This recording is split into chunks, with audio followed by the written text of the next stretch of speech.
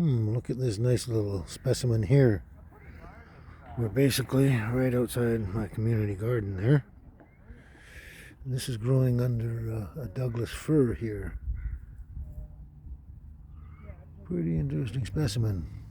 Probably not edible, but we'll find out. That is actually possible to be fairly edible. I'm going to have to take a spore print of that, as well as identify it thoroughly in my book. Oh, wow, that's crazy. I just saw a few more over here. That's nuts. Cool. That gives me much more to identify these things with. Basically, you need to take a spore print. That's very important. And then identify all the markers on these. I'm not sure what they are, but I'm certainly going to find out. See if they're edible or not. Not that I necessarily need them that much, but I usually just make sure I eat the ones I know about. But anyway, this is cool. Kind of fine. It means spring mushrooms are starting to happen. I'm finding them everywhere. So, anyway, we'll go check that out and let you know. Ciao for now. I've seen these quite a number of times before and haven't really got totally around to identifying them, but I've gone through this book completely. And for everything, every identifying mark or detail points these to being the giant horse mushroom. Yep. Everything about them that I can read. I just have to take a spore sample and I'm pretty sure it's going to come out chocolate brown like they say, so it looks like it should have all the other details line up. And then they smell kind of like on the cap when you smell them. They smell like the meadow mushroom kind of thing, a mushroom, basically a mushroom, like the meadow mushrooms. But they also say when you snap the stem, the stalk, which should be solid or mostly solid, what happens is it should have a slightly sweet smell. And it has a very nice, sweet, mushroomy smell. Very, very nice, yeah. So absolutely everything about these tells me that these are giant horse mushrooms and they're perfectly edible. And the book says they are delicious. And like I say, just take a spore sample, and if that adds up, they can't go wrong. The only other thing to do is to sample them later. So we are going to take these home, check the spore prints and every other feature again, and then we will sample a small bit and we will know once we eat them. Anyway, it was good. I might have found something really good for me because I love mushrooms, edible mushrooms of all kinds, especially the wild organic ones. And she wants out. And yeah, like yellow chanterelles and all that, pine mushrooms, all of them. I love them all, and the more I can eat with my foraging foods and stuff like that, the better. So this is great. I'm going to enjoy finding out that these are absolutely good ones. So we'll let you know. Ciao for now. Okay, I've studied these over and over and over and over and over again. Over and over and over again. Check them out. I'm doing a spore print now. That should take maybe up to an hour. I'm not sure. But I've gone over and over and over this whole book pretty much. But especially these, this variety, different types of varieties and species. Anyway, it is definitely not the giant horse mushroom, which would have been good in itself. It's a very, very delicious mushroom, apparently. But after studying it so closely, it is actually the horse mushroom. And good for me because it's apparently more delectable than the giant horse mushroom.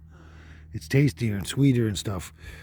And anyway, everything about this, all the details here, every single detail I'm checking is actually a lot closer, almost exact. I would have to say it is exact, to the horse mushroom as opposed to the giant horse mushroom. Yeah, this is definitely... I've been looking at this horse mushroom in the book for quite a few years, looking like, oh, it'd be nice to find those and try them out one day. And this is finally what I'm doing now. And the interesting, cool thing about this is it says in here, it says right in here, let me get this. Okay, it's more fragrant than the giant horse mushroom. And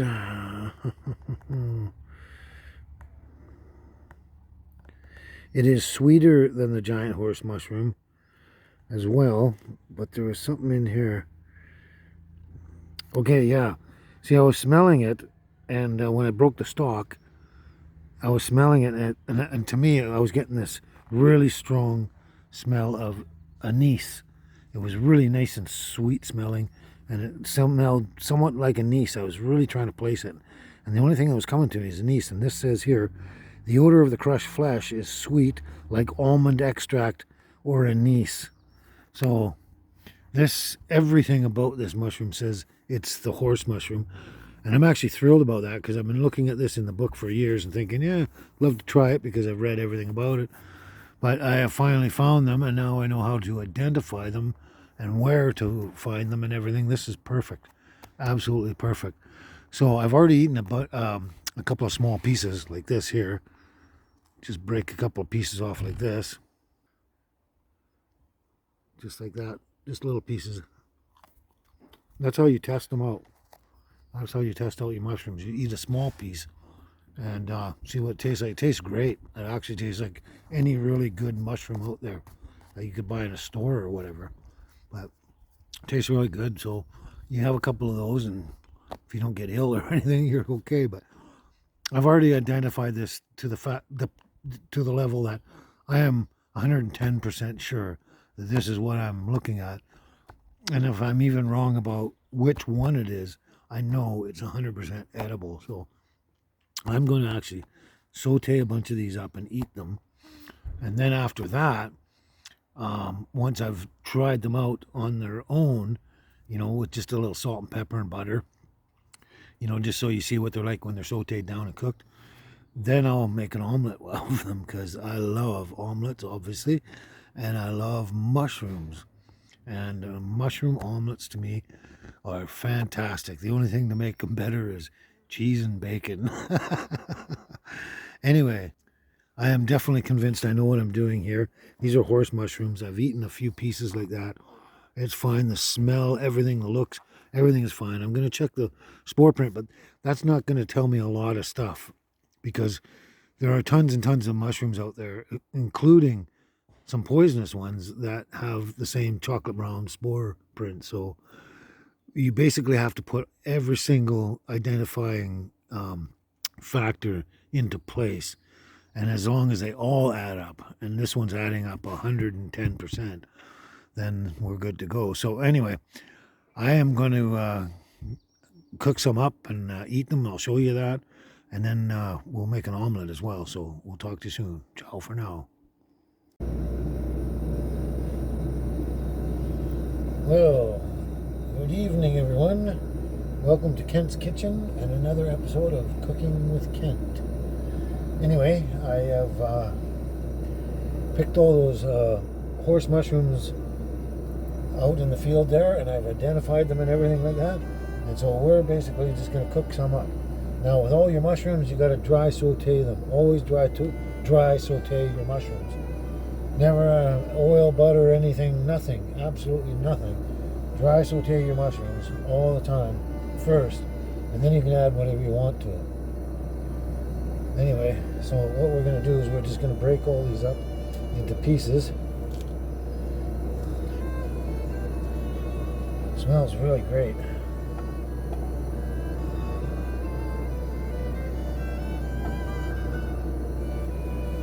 Break it up into pieces. Throw it basically into a pretty warm pan. And the caps here, break them into chunks.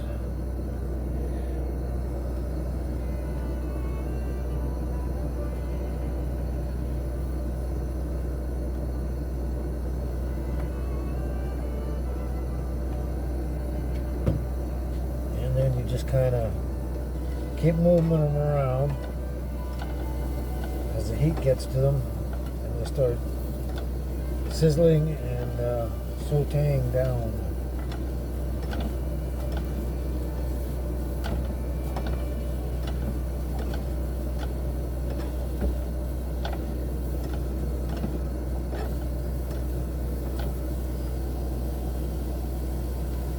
Well, it smells fantastic. Any good mushrooms really smell great when you cook them. When they're fresh, when you cook them, when they're done, they all smell great and taste wonderful. These smell as good as any mushroom I've had, I think, just about.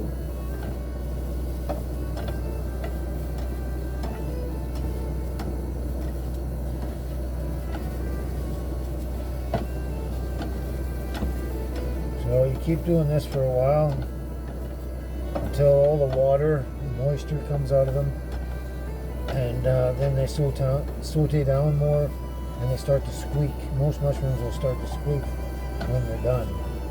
So I'm just going to cook these down, get the water, render the water out of it, and see what we can get here. Okay, I've been sauteing these down for, I don't know, 6 or 7 minutes or something. All the water has been rendered out of them. They're a fairly dry mushroom. Wasn't much water there, but they're down to where you want them down. All the moisture's out of them, and they're sauteed and cooked down to where you want them. I don't know if you can hear that, but they kind of squeak when they're done. Anyway, those are quite well done. I'm going to turn the heat off. They're very nicely done. Perfectly where you want your mushrooms at. So that's how you do it. If you want to add oil or sauce or anything you want, this is the time to do it. Once you've sauteed them, dry sauteed them down to this level. And I know you've had mushrooms before, so you know what they're like when they're done, pretty much. So there you go. What I'm going to do, that pan is still quite hot. So now I'm just going to add some butter. Just a bit of butter here. And mix that around. Coat all them mushrooms with butter.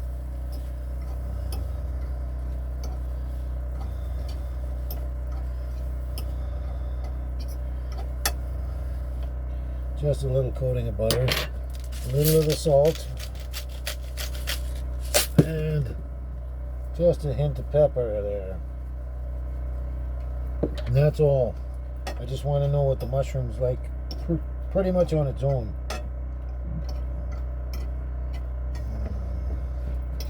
And there we go. Nice, beautiful sauteed wild mushrooms. So this is going to be wonderful.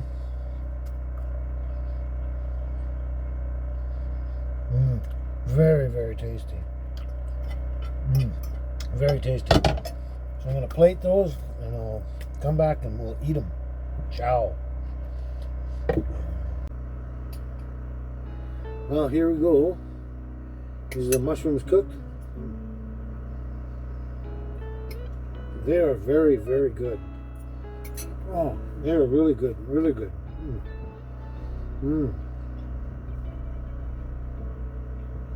Those are a really good mushroom. Wow, nice. Very nice, very enjoyable. And I'm so stoked. Basically for 2 reasons. Because I finally identified a mushroom I've been looking at for a long time. I fully have identified it 110%. I know exactly what I'm looking for.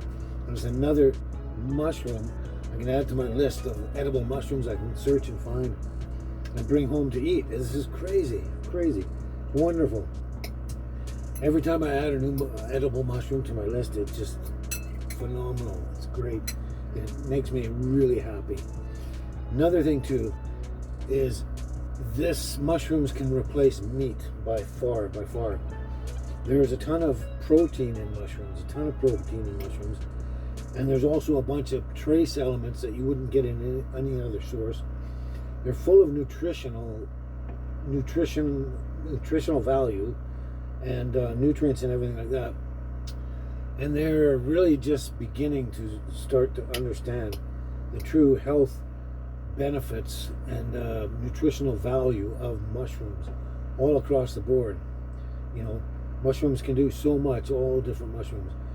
And they're just a fabulous source of nutrition, protein, and all sorts of trace elements, and they're full of nutrients. The earth gives you everything you need. This is fantastic. So my next step after this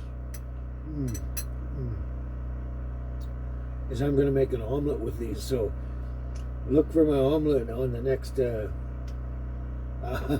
Kent's Kitchen and Cooking with Kent. Wow, these are great. I am so stoked. Another one on my list. Just gives me more and more food out there that I can pick and eat, and I know what I'm doing. That's the main thing. So make sure you know and identify everything perfectly, 1000%. Some of these mushrooms I've taken a few years to fully identify and know exactly what I'm doing before I take the plunge to eat them. These are really good, really good.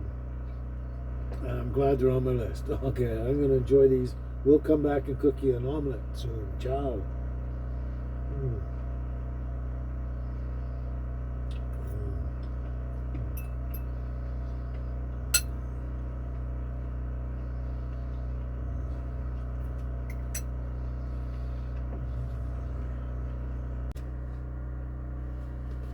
Well, there we go. That's a really cool thing. I've got another mushroom on the list. I've identified well over 100 mushrooms out there, good and bad and ugly. But I've identified well over 60 edible mushrooms, over 33 that I've actually eaten myself. So that's great. That just adds another one to my list of all the mushrooms out there. That's great. That's fantastic. The more the merrier. Anyway, I've noticed a lot of these clips, my angle was off a bit. My head was cut off or something like that. But I don't know. I hope you got all the information, and that's what's important. I'll try to do better with my videoing. Anyway, that's fantastic. I've got the generator on, as you've probably heard, just so I can videotape and charge my phone at the same time, and also give you the AC lighting. So that's great. So yeah, no, that was fantastic. I really enjoyed adding that one to my list. It's well over 33 that I've eaten, and there's more to come.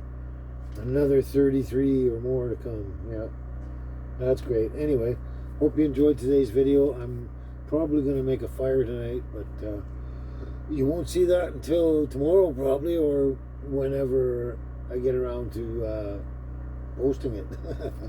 Anyway, I hope you enjoyed everything. Thanks for hanging out with Baby and me and Angel and Tiny House on Wheels, and we'll see you in the next video. Okay, so ciao for now.